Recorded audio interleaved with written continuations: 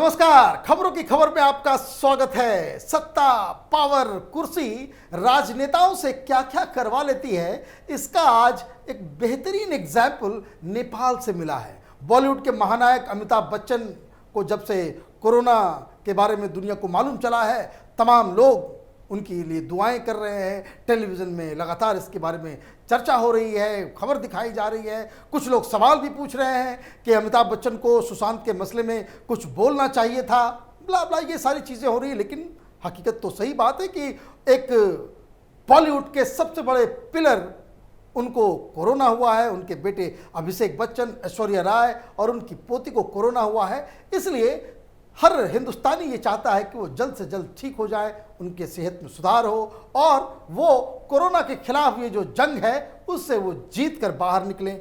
लेकिन ये बात तो सही है, लेकिन जो सबसे सरप्राइजिंग एलिमेंट इस पूरी घटना का ये है कि नेपाल के prime minister KP Sharma Oli ने एक ट्वीट कर दिया। वो ट्वीट क्या है? तो ट्वीट उन्होंने किया अमिताभ बच्चन की सेहत के लिए, कोरोना के लिए, कि wishing legendary actor of India Amitabh Bachchan and his son Abhishek Bachchan good health and speedy recovery. अब ये देखने से तो बहुत ही सिंपल सा एक ट्वीट नजर आ रहा है, लेकिन इसके बहुत गहरे मीनिंग हैं। इसके पीछे बहुत बड़ी एक, इसको कह सकते हैं, ओली साहब के अप्रोच में बदलाव और इसके पीछे एक बहुत बड़ी राजनीति छिपी हुई है।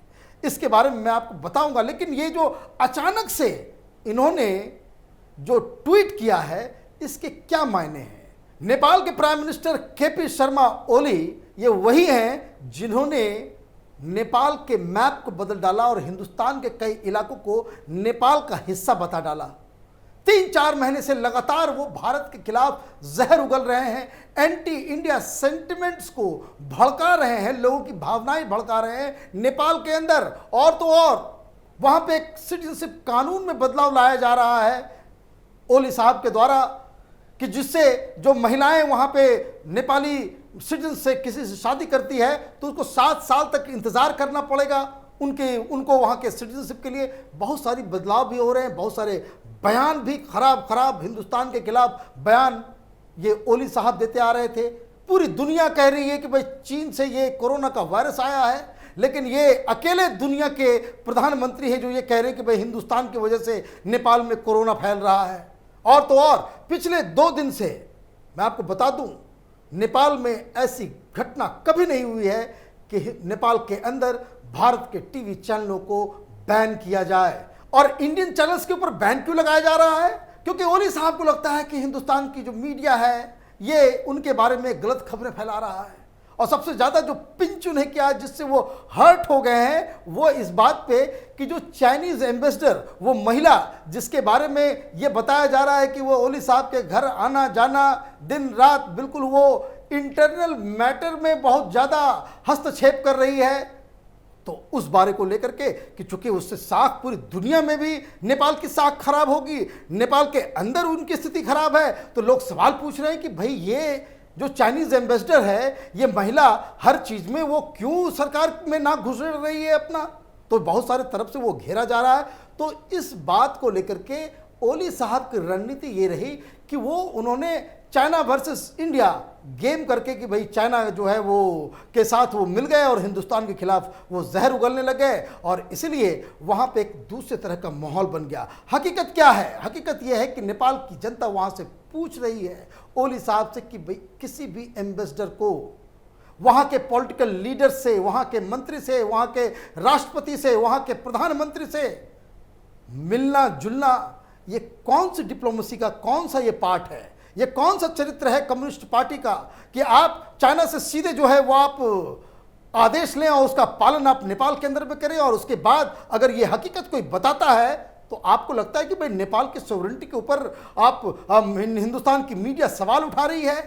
नेपाल के स्वाभिमान को, नेपाल की सॉवरेनिटी को कम्युनिस्ट पार्टी ऑफ चाइना के सामने आप ये कह सकते हैं पूरी तरह से सरेंडर कर चुकी है। और इस बात में कोई लाग लपेट, इसमें कोई दूसरा थॉट नहीं है। और इसीलिए जब इनकी कुर्सी हिलने लग गई तो इन्होंने भारत के ऊपर आरोप लगा दिया कि कुछ नेपाल के लीडर्स वो अपने ही पार्टी के लोगों पे ये आरोप लगा रहे हैं कि ये लोग हिंदुस्तान के साथ मिलकर दिल्ली में बैठकर ये लोग नेपाल की सरकार को गिराने की साजिश रच रहे हैं।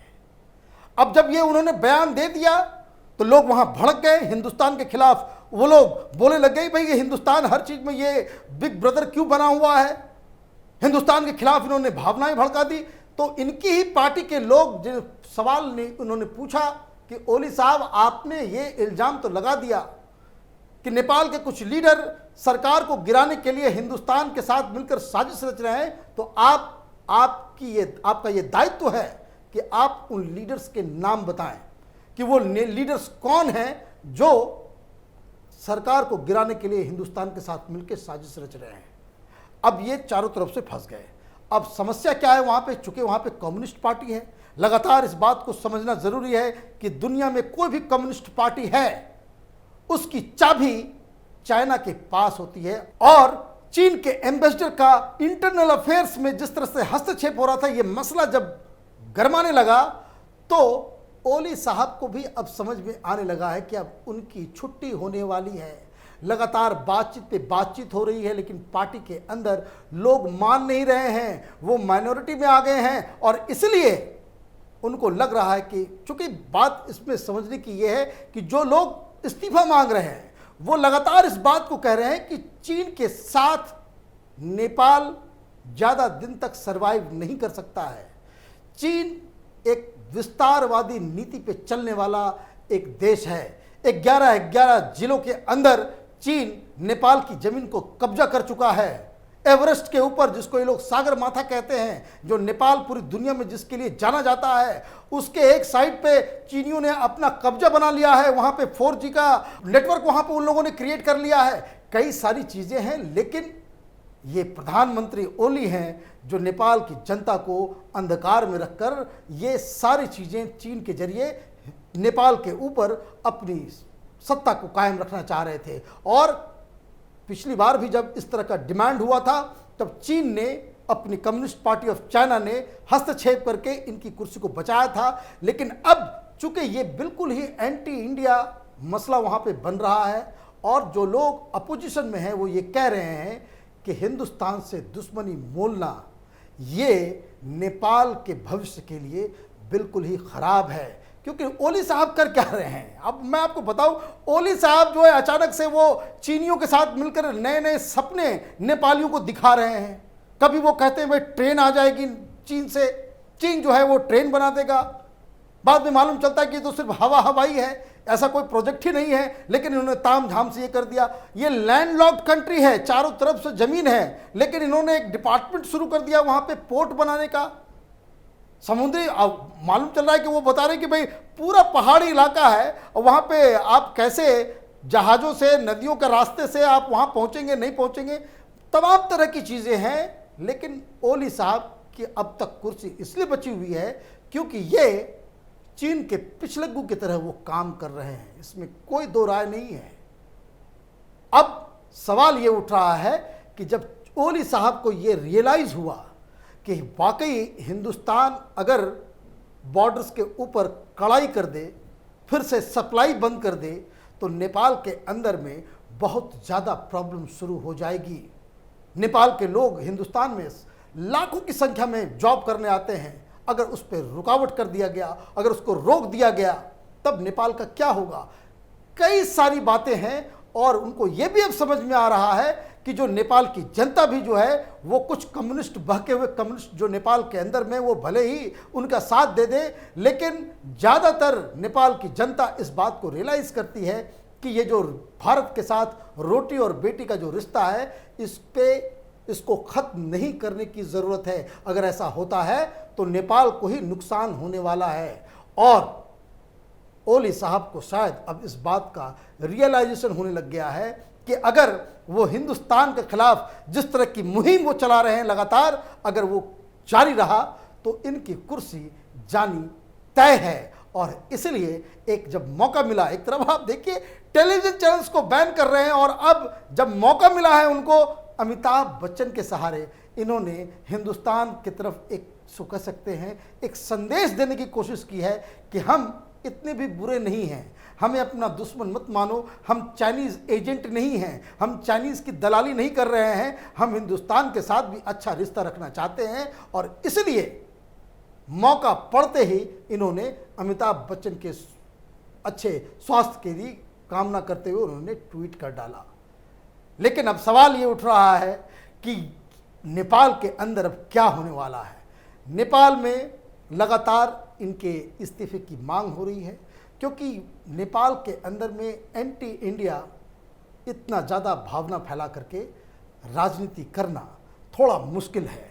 वो इसलिए भी मुश्किल है, वो आर्थिक तौर पे भी, और क्योंकि आप ये बहुत सारे लोग हिंदुस्तान में भी कहते हैं कि भाई नेपाल चीन के साथ जाकर के मिल जाएगा। चीन से कोई भी सामान नेपाल आएगा तो उसकी कीमत नेपाली पॉकेट उसको बर्दाश्त नहीं कर सकेगा, उसको कोई खरीद नहीं सकेगा। और क्या क्या चीज़ आप जो है चाइना से लेकर के आ जाएंगे। तो बहुत सारी चीज़ें हैं, बहुत सारी बातें हैं, और राजनीति, रिश्ते और बहुत सारे जो एलिमेंट्स होते हैं इंटरनेशनल पॉलिटिक्स के, वो अब चीन के खिलाफ जा रहे हैं। तो नेपाल में जो चीनी समर्थक लोग हैं उनका भी दिमाग अब हिलने लग गया है। इनको ये गुमान था कि नेपाल हिंदुस्तान चीन के साथ जिस तरह से गलवान घाटी में जो लद्दाख में जो हो रहा है उसमें भारत को झटका लगने वाला है, लेकिन जब से ही ये खबर मिली है कि चाइनीज़ अपनी जगह छोड़ के पीछे जा रहे हैं तो उससे नेपाल के प्रधानमंत्री के अभी होश ठिकाने आ गए हैं। राजनीति है, ओली साहब अपनी कुर्सी बचाने के लिए राजनीति कर रहे हैं, प्रचंड साहब उस कुर्सी को हथियाने के लिए राजनीति कर रहे हैं, लेकिन नेपाल की जनता इस बात को अच्छी तरह से समझ रही है कि हिंदुस्तान के साथ ही उनका भविष्य है। आप देखते रहिए कैपिटल टीवी। हमारे वीडियोस को लाइक कीजिए, शेयर कीजिए और हमारे चैनल को सब्सक्राइब कीजिए। धन्यवाद।